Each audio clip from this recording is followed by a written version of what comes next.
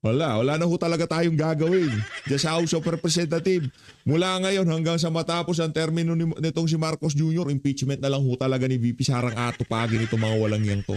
Nagkagulo na't lahat-lahat sa Tacloban, niyanig na ng Lindo lang Jensan, pambihira itong si Luis Trot, itong si Joel Chua, impeachment pa rin ho ni VP Sarang, inaatupag nila. Isang like at isang subscribe, masaya na ho tayo dyan sa mga gusto sumali sa ating community. Yung join button nandyan lang ho sa baba. Wala ho tayong maraming pag-uusapan dito sa video na to. Ika nga, re-recta na ho tayo dito sa press con nitong si Jinky Luis Tro, nitong si Joel Chua. Ito, panoorin ho natin. Pambihira talaga, oh. Good afternoon, everyone. We would like to give an update as to the impeachment proceeding. So, as we all know, ongoing ang ating marking of exhibits. And as a matter of fact, we are on day 3. I wish to share that indeed the documents for confidential fund is really voluminous. As a matter of fact, the prosecutors have expressed their uncertainties as to whether the marking will be finished by Thursday. And that is why we reached out already to Secretary Bantug through Secretary General Chaloy Grafil, whether there are other measures which may be considered to be able to expedite more the process of marking the exhibits. We understand that the position of the prosecution is to push through with the original timeline, which is likewise pronounced by Section Bantug during our PTC, and that is on July 6. And that is why we are really reaching out to Senate Secretary to consider additional measures, no? Right now, there are 4 teams who are facilitating the marking of exhibits.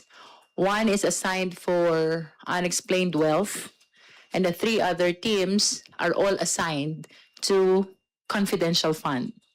Regardless of having 4 teams, the private prosecutors, including the public prosecutors who are monitoring, have expressed already their uncertainties about the possibility of finishing until Thursday. And that is why we are soliciting for additional measures kung paano mas bibilis pa and hopefully matapos tayo within this week. No? And then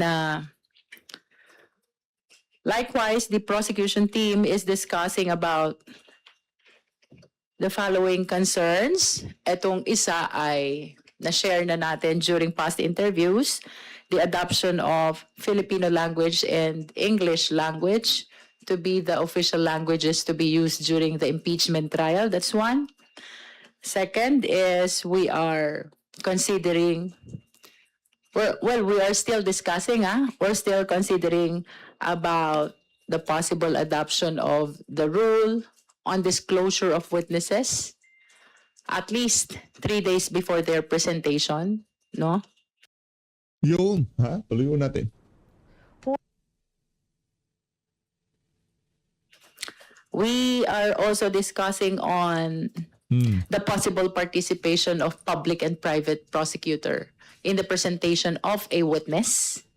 That means that the public and the private will participate in the presentation and Hindi nyo ba kayang ipresenta yung mga witness nyo, kayong mga prosecutor?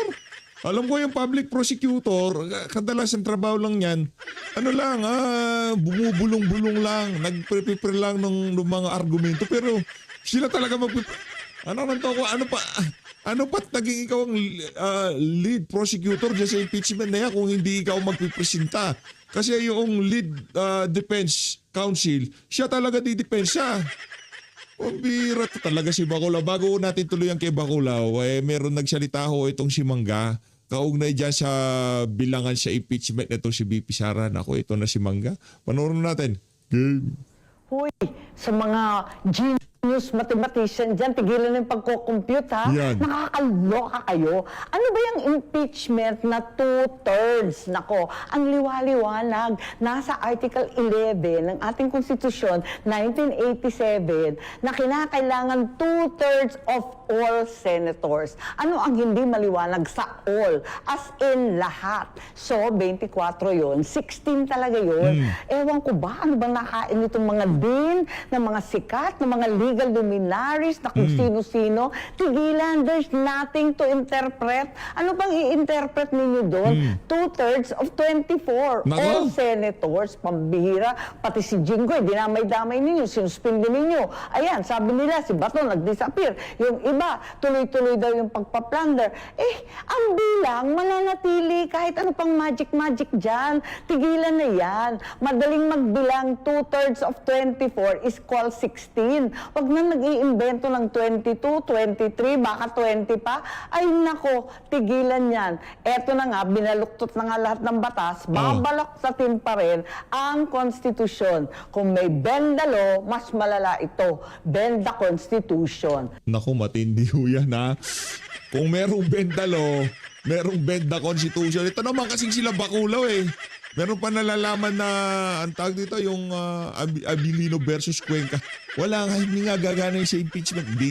Hindi nga gumana sa quorum eh, di ba? Kailangan pa nilang takutin si Joel Villanueva para umabot lang sila ng 13. Kasi kung gumagana yung Abilino versus Cuenca, hindi na kailangan mag special session, rekta na, di ba? Ay kaso kinailangan pa si Joel Villanueva. Kailangan pa mag-traidor ni Joel Villanueva para maging opisyal yung pagiging Senate President nitong si Win Gatchalian. Tuloy natin to si Baculaw. Conclusion of the testimony of one witness. And our BIR box, we are discussing the same as well about the possibility of opening it, of course with the permission of the impeachment court, at the soonest possible time. So that would be all for the opening statement. You can raise your questions to Kong Joel. Ayaw na sumagot ni Baculaw. Nasupalpal nga. Tatanong yun na naman kasi, totoo ba talaga linamon kayo ni Atty. Sheila Sison? Diba kung yun ang tatanong kasi yun? Nagali sa inyo si Baculaw eh. Alright, first question from Vivian Hingulye. Good afternoon, Kongs. Dito po sa na-mention ninyo na you're reaching out to the Senate Secretary kung paano po mapapabilis pa itong marking of evidence. Ano po yung mga proposed measures ng House? At nakausap nyo na rin po ba yung defense about this? Well, unang-una, we are contemplating on adding more teams and additional dates. So, alam namin na Friday and Saturday walang pasok ang Senado, pero because of these voluminous documents, Hindi na ho talaga sila nagbubuod dyan sa voluminous. Pambihiraw. kinukonsider na rin namin na pati yung Friday tsaka Saturday, kung papayagan tayo, na magamit na rin. Nakausap nyo na po yung defense. Are they amenable to that measure? We haven't talked to the defense. We actually reached out to Sec Bantug through Secretary General Chaloy Grafil, no? So we don't know kung anong status na nung communication na yon, but definitely we will be communicating with our SecGen as to whether the same has been relayed already and as to whether the same has been discussed already with the defense. Just to give you an idea how voluminous the exhibits for confidential fund, ha? Yung DEP's document evidencing payment for DepEd, it's 1,900 approximately, no? And then for OVP, it's 2,000 plus. And we understand that the defense Ay kayo kasi hindi kayo nakikinig doon sa mga mahuhusay na abogado kagaya nitong si Atty. Romy Macalintal. isang sikat na election lawyer, sinabi niya yung mga importante na lang. Yun na lang ang ilatag nyo. Di ba? Hindi kung ano, napakarami, voluminous. Baka yan pa, dyan pa kayo magka-problema. Kaya ang mas mainam dito, kung ano na lang yung mga mahalaga, yun na lang ilatag, yun na lang mabibigat. Yung tipong yun na makakakumbinsi na talagang nagnakaw si VP Sara. Ngayon, sobrang dami nito mga, hindi ibig sabihin madami mga dokumento, voluminous documents, hindi ibig sabihin guilty na kaagad si VP, hindi mo ganun gumagana ang mundo. Paalala ko lang dito kay Jinky Luistro, baka akala niya ganun gumana ang mundo. Na pagka voluminous yung mga documents, yung evidence, automatic, guilty na kaagad. Ito si VP Sara, pambihira ka naman, oo. Defense is soliciting marking on separate document, which means parehas yung exhibits namin.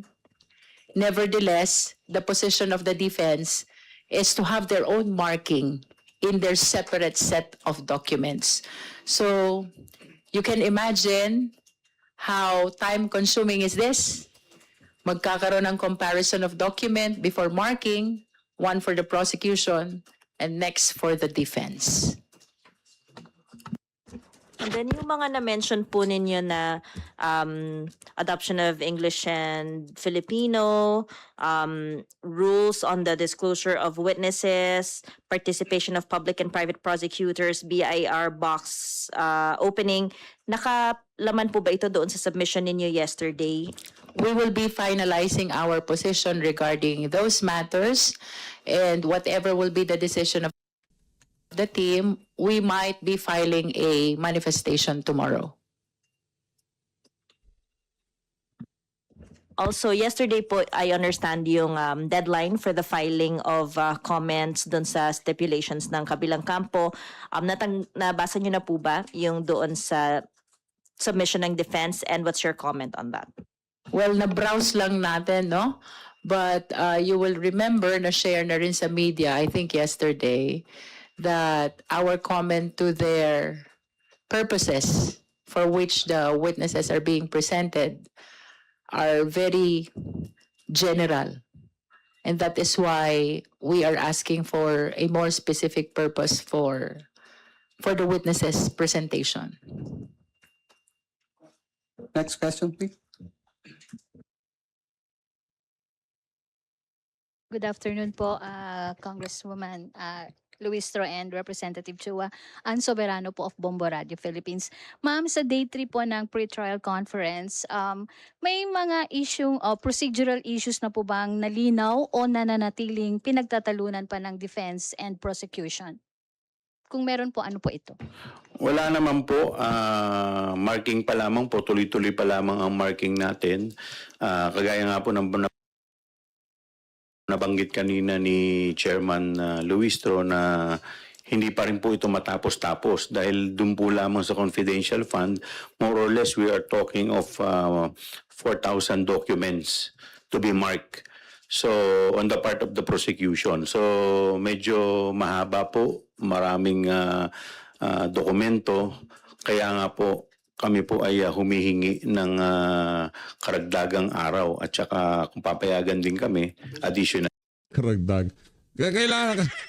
Kailangan ng karagdagang araw kasi nga wala pa mabigat na ebidensya laban kay VP Sara. Sino nagpapatagal niyan? Defense? Hindi. Kayo nga naghihingi ng karagdagang araw eh. Ganito lang kasimple yan. Kung talagang mabigat ang ebidensya kay VP Sara, itong si Joel Chihuahua, hindi niya kailangan ng karagdagang araw. At saka yung voluminous, kalokohan yun. Isang dokumento lang, 10, 100. Sapat na para ma-impeach si VP Sara. Kaso wala ho talaga sila. Voluminous documents, tapos iharap mo, madriaga. Team. Sir, are you optimistic na papayagan po kayo? Well, in the interest of fair play, para naman po maipresenta natin itong lahat dahil ito pa parte po ng mga dokumento na amin pong gagawing ebidensya. So tayo naman po naniniwala na papayagan naman po tayo. Sir, on my isa pa po. May mga testigo po bang tumangging humarap o makipagtulungan? O makipagtulungan pa hanggang sa ngayon? Kung meron po. Well, bawal po kaming sumagot dyan in the meantime. Okay. Sir, on the other, last one na po. mayroon po bang motion mula sa depensa na sa tingin nyo ay maaaring makakaapekto sa takbo ng kaso? Thank you. So far, wala naman po kaming motion na natatanggap. Ngayon po kasi ang pinagkakaabalahan po parehas ng prosecution at depensa ay parehas po yung marking. Sana po matapos na po ito. Good afternoon po, Prosec Luistro and Prosec Shua. Ma'am, kahapon, dun sa manifestation na pinasa, nilahad na ng prosecution team yung concern na dapat ma-justify ng defense team kung bakit maraming magkakaparehong ebidensya and exhibits. Pero apart from that problem, ma'am, is it right to say na it seems na yung gusto ng depensa na separate na pagmamarka ng ebidensya kahit pareho lang, isa po yun sa nagpapatagal ng pre-trial ngayon? Well, masasabi po natin na pwede pong ganun, isa rin po yan sa magiging dahilan. Pero siyempre may mga iba naman po talaga na antayin na lang po natin siguro, no, na yung depensa ay maglahad ng kanilang mga. Ang problema nito, pagka yung depensa nanghingi ng ganito ganyan, sasabihin na itong mga walang yan to, nagpapatagal sila kaysa nanghingi ng extension. Pero pagka sila, kailangan to para may presenta ng ambihir. Trisay. Kanina po, ma'am, we receive a picture that the prosecution panel conferred with some of the defense team members. Ano po yung napag-usapan kung pwede pong malaman? Wala naman po kaming Can you be particular about the members of the prosecution team? Because I don't recall having Yes, a ma'am. close encounter with them. Opo. A picture po in the table and then the caption sent to us is that members of the prosecution panel led by Prosecutor Jinky Luistro confer with members of the defense team during the continuation of the third day of the pre-trial conference po. Well, that is the actual marking of exhibits, no? We were there, of course, because the private prosecutors are acting under the direct control and supervision of the public prosecutors. As a matter of fact, we make sure that there is always the presence of public prosecutor, so that when I left around noontime, I made sure that Congressman Terry Ridon is there to watch over the marking until the conclusion in the afternoon. So yung nakita niyo pong picture, I am not actually conferring with the defense. We are witnessing the actual marking of exhibits, which is attended by the prosecution, the defense, and the impeachment court represented by the Senate officials. Thank you, ma'am. Last na lang po from my end. You mentioned po about the DEPs. Yun po bang sinumite rin ng NBI during the Justice Committee proceedings, yung mga may pirma po, confidential fund receipts, and as well as the others from the PSA? Kasama po ba yun sa voluminous documents na minamarkahan ngayon? Well, I can only confirm that the documents presented during the Justice Committee are included. We cannot go deeper than that. Thank you, ma'am. Janice, can you return?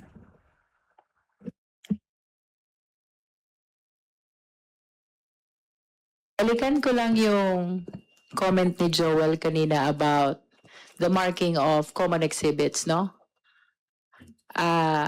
Usually, kapag common ang exhibits ng prosecution and defense, no? Although subject to agreement din naman, possible na pwedeng ang marking ay same document.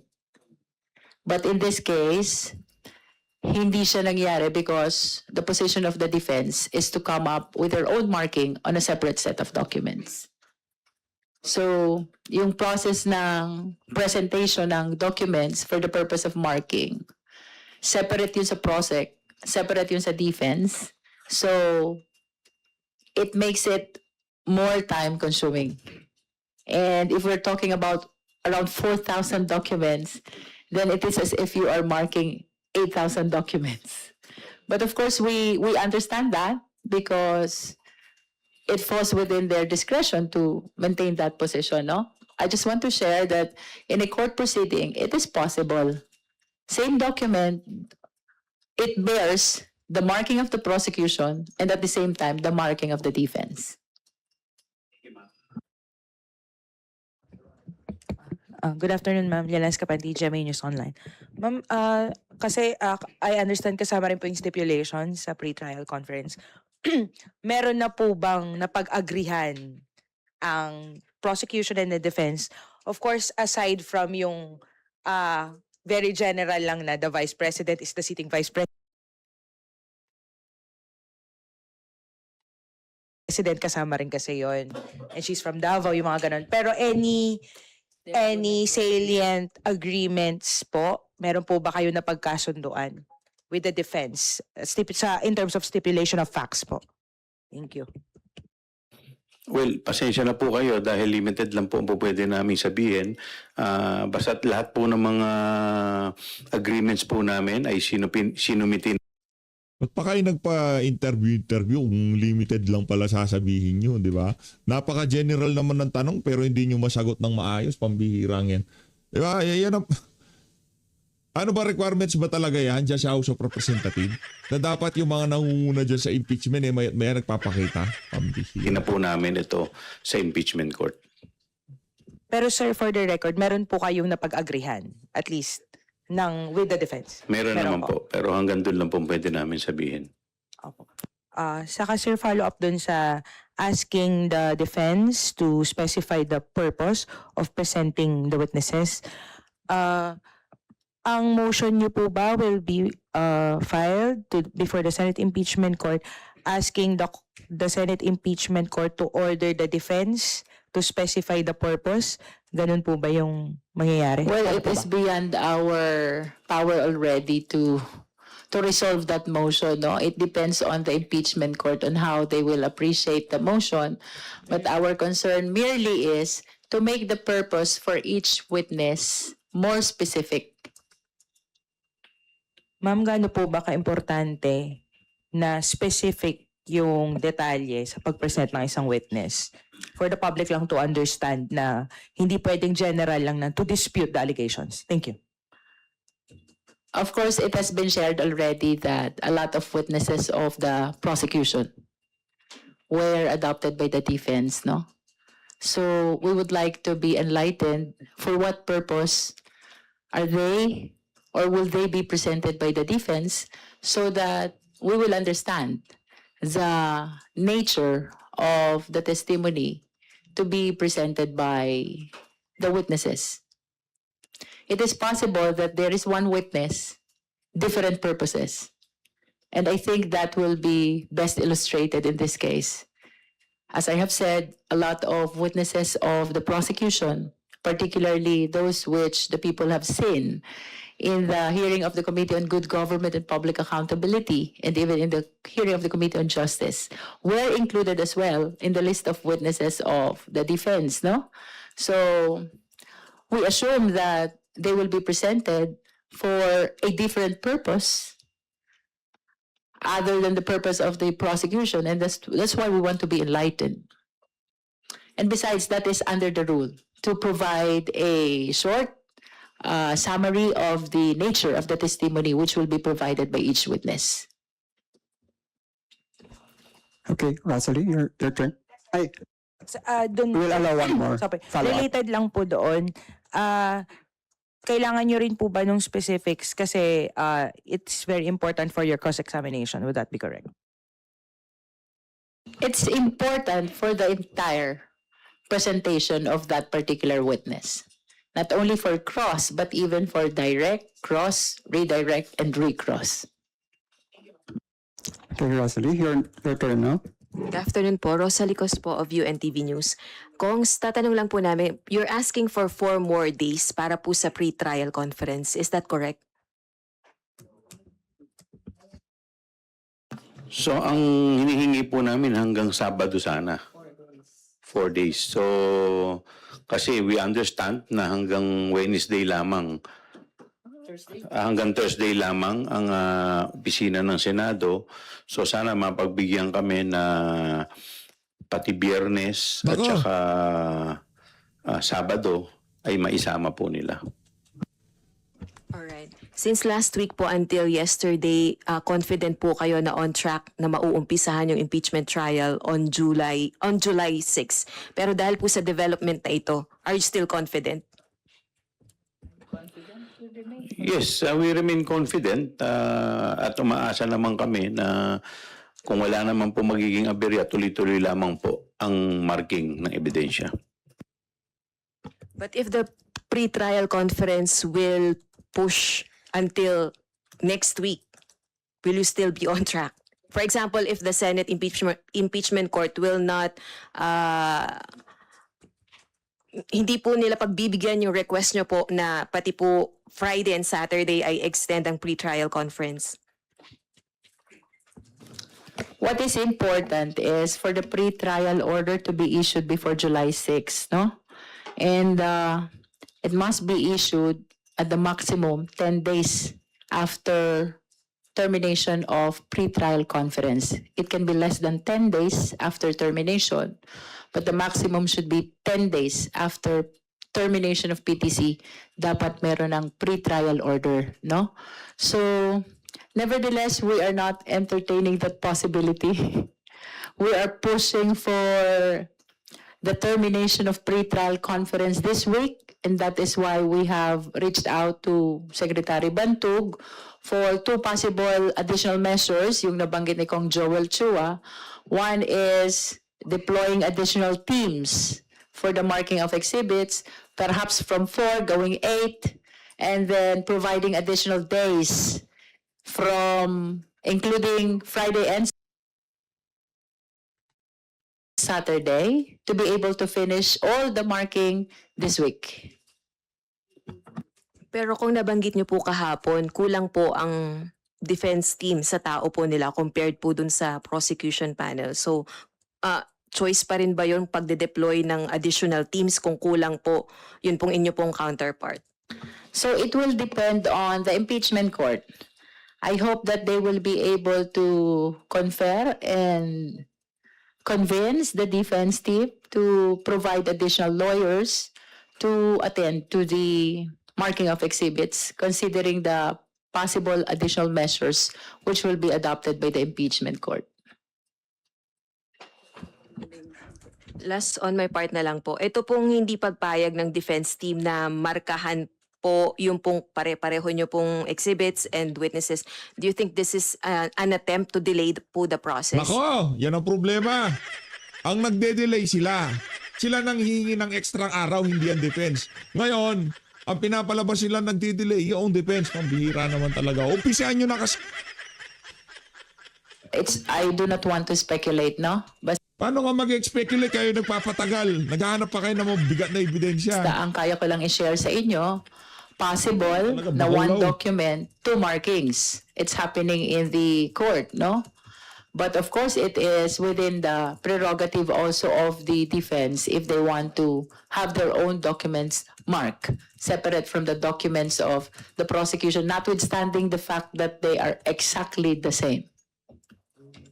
So bakit po kaya? Marian, your turn. Kong, bakit po kaya ganun sa tingin ninyo yung ginagawa ng defense na gusto nila may separate marking pa when in fact parehong documents lang naman? Nagbigay sila ng dahilan bakit ganun. Well, that is their prerogative. Pero kagaya nga po ng binanggit ng ating chair na ayaw naman po namin na mag-speculate kung ano po ang kanilang dahilan. Chair, you mentioned earlier yung possibility po ng pag-open ng BIR box at the soonest possible time. Are we looking at parang pag-open pa lang po, pag-convene ulit ng impeachment court, matakal na sana po pati itong box? It depends on the impeachment court because I believe that this is significant also to be considered for the purpose of supporting or determining the veracity of the allegation of the unexplained wealth, amassing unexplained wealth, non-disclosure in the SALN, and non-divestment of other transactions and undertaking, no? As a matter of fact, we would have wanted it open during the proceeding of the Justice Committee, except that we expressed also our apprehensions about the possibility of violating some provisions of law, particularly the National Internal Revenue Code, which was cited by Commissioner Charlie Mendoza when he testified in the Justice Committee. So even if pangdulo pa po yung ating unexplained wealth article na itatakal. Yung sa amin, no, we wish to express our position about the BIR box. If we will really decide to file the necessary manifestation on this, we will be submitting to the impeachment court kung ano man magiging resolution nila on the matter. Ma'am, si Attorney Michael Powa, in an interview, sinabi po niya na for them, para po sa kanila, yung importante po na sana, pag-convene po ng impeachment court, mapag-usapan na, magkaroon na po nung, kumbaga, resolution doon sa 2/3 threshold. Sabi po niya, that will be part of the ground rules. Dapat daw alam na agad ng depensa kung ano ang magiging threshold dahil wala pa namang categorical nga na sinasabi yung Senate right now. Definitely dapat mapag-usapan agad yan kaysa sa gitna mapag-usapan and magkaroon ng problema, sabi ni Powa. Do you share the same sentiment? Well, we are agreeable to that, no? At least in as far as I am concerned. We're agreeable to that so that both parties will be guided as we present our respective evidence. And so that when we conclude the presentation of evidence, it is clear already, not only with the impeachment court and the parties, but even to the sovereign Filipino people, the proper interpretation and application of the threshold provided in the Constitution. For the guidance of the viewing public, ang nakalagay po sa saligang batas is 2/3 of all the members of the Senate. Because of the change of leadership, when now SP was elected then as SP pro tempore, right? Biglang na-enlighten po tayo dito sa doktrina ng Avellino versus Cuenco, no? And that is why there are discussions now about the possibility of applying the same doctrine with respect to the interpretation of the threshold required for the purpose of conviction. So to your question, yes, I agree na mapag-usapan ito before the start of presentation of evidence. Last na lang po. Earlier sinabi na po ni Senator Panfilo Lacson na ang napipisil nila kung sakali lang daw po na maging presiding officer ay si Senator Chis Escudero. But yesterday po sinabi ni Senator Robin Padilla na yung minority bloc po should oppose yung possible designation po ni Chis Escudero bilang presiding officer for the impeachment trial. Your thoughts po? Well, that is the prerogative of the impeachment court dahil sa kanila na, meron naman po silang karapatan. Yung karapatan po nila na mag-promulgate ng kanilang rules. And that is part of the rules. And I understand that during the last session, they amended the rules. And instead of the Senate President who will sit as a presiding officer, it will be upon the election of the members of the Senate. So, nasa kanila po lahat yung karapatan. All right. Right, we'll now recognize Gab. Hello po.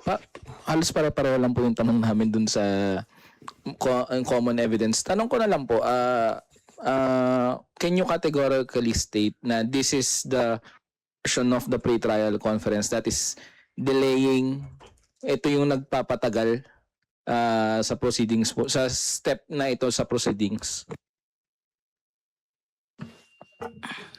Because of the voluminous documents that the prosecution needs to be marked, no?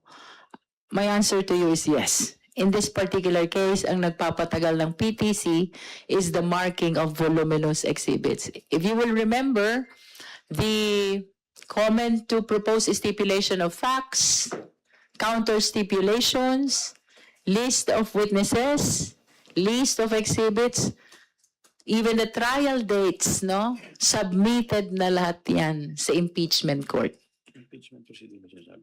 Ang natitira na lang ay ang marking of exhibits. And to the question, ano nagpapatagal ng PTC, yes, it is the marking of exhibits that is prolonging the pretrial conference.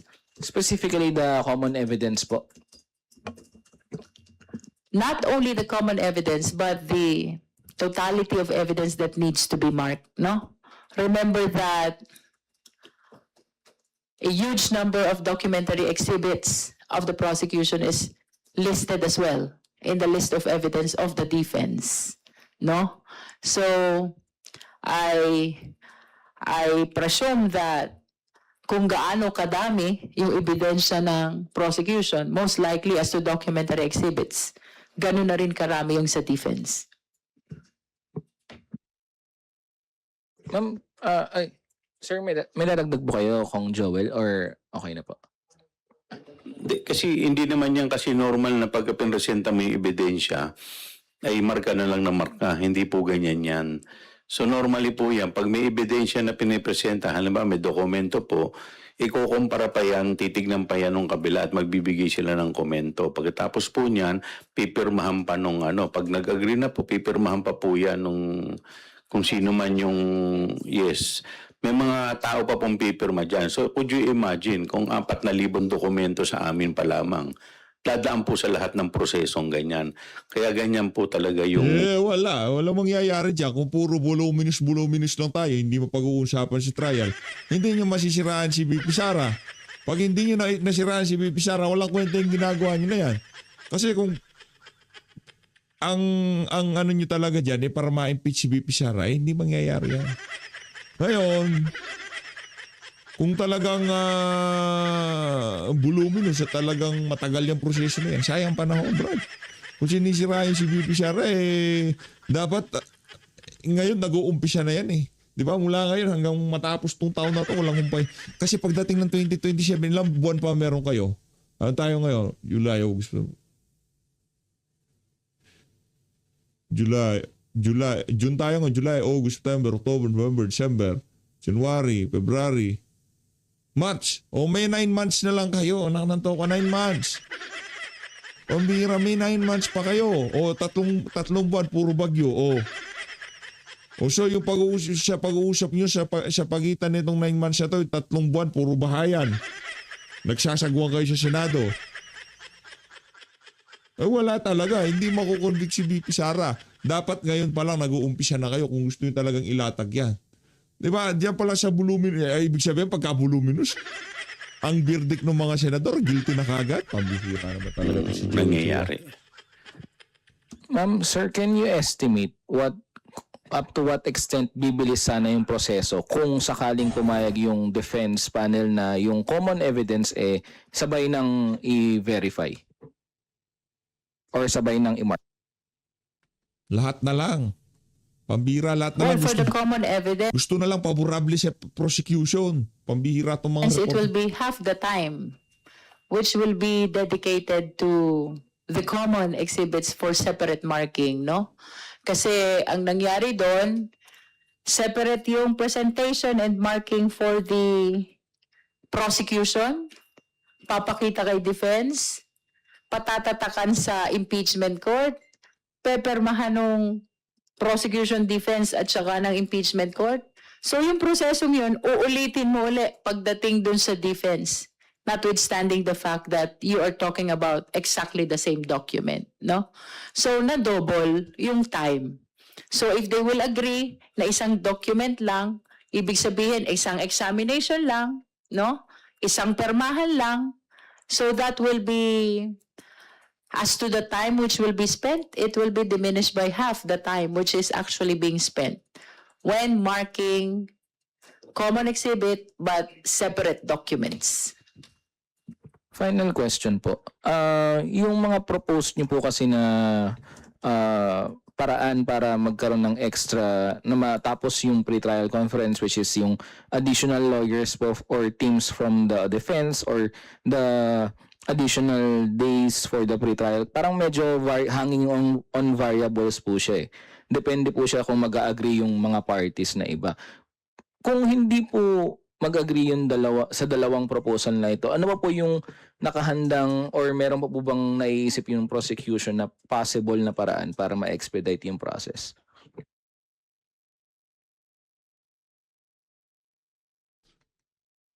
Huwag silang manghingi ng extension. Bibilis. Nangingi si... Well, as of now, yun ang pinaka-solusyon na nakikita po namin.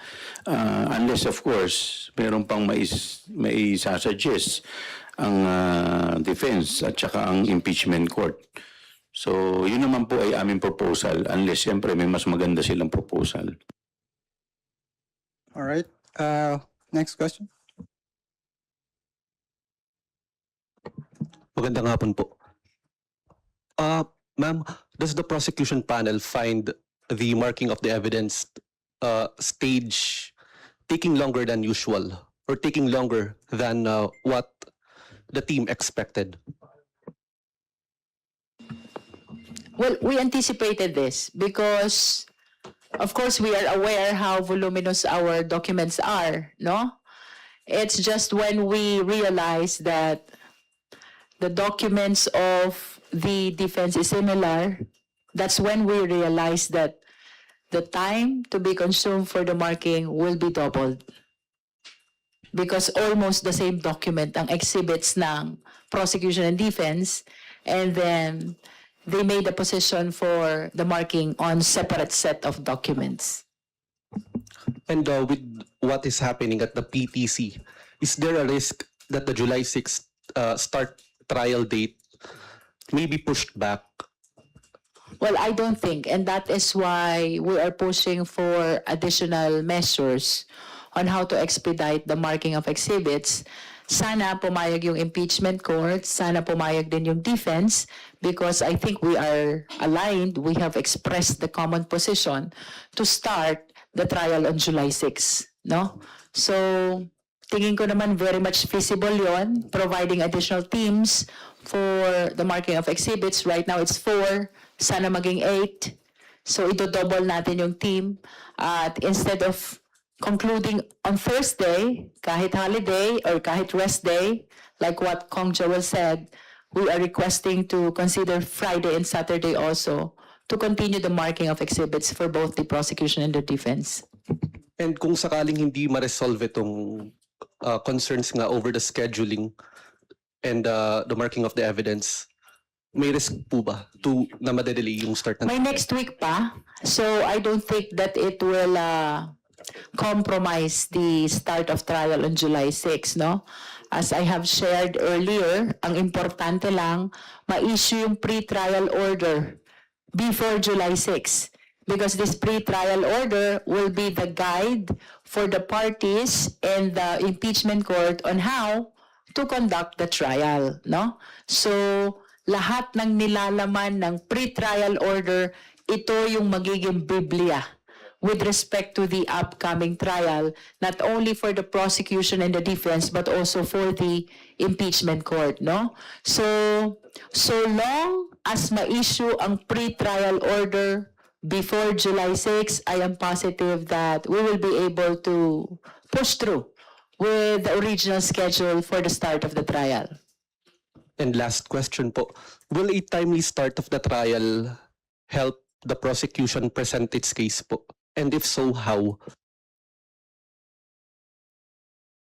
Well, for me, the only reason why I'm really pushing for July 6 is because the people have been waiting for this for so long, no? I've said this before, the grounds in the first impeachment back in the 19th Congress and the grounds for impeachment during the present process is almost the same. And since then, wala pa tayong narinig na maliwanag na sagot ng respondent vice president. So we are hoping that when we... Kalmahan nyo lang kasi. Dapat kasi binibilisan nyo yung markings. Nangingi pa kayo. Kayo na nga mga kababayan, kayo na kung bahala sa mga sinasabi na yun itong si Bacolao. Di natin malaman. Ba't pa kayo nagpapa-presscon? Ano na naman bang kabalbalan yan? Hindi na sinusubaybayan ng ating mga kababayan yung impeachment na yan. Di ba? Hindi na sinusubaybayan eh. Ang dami na nangyari. Merong nalunod yung basketball player. Ngayon naman dyan sa Tacloban, merong karahasan na nangyari. Impeachment, pambihira na. Ibang klase ho talaga itong mga to. Kakapal na mukha nitong mga aso na ito ni Martin Romualdez. As always, maraming salamat po sa pag-support sa PH Update. Mag-ingat po kayo lahat. Ating Pilipinas.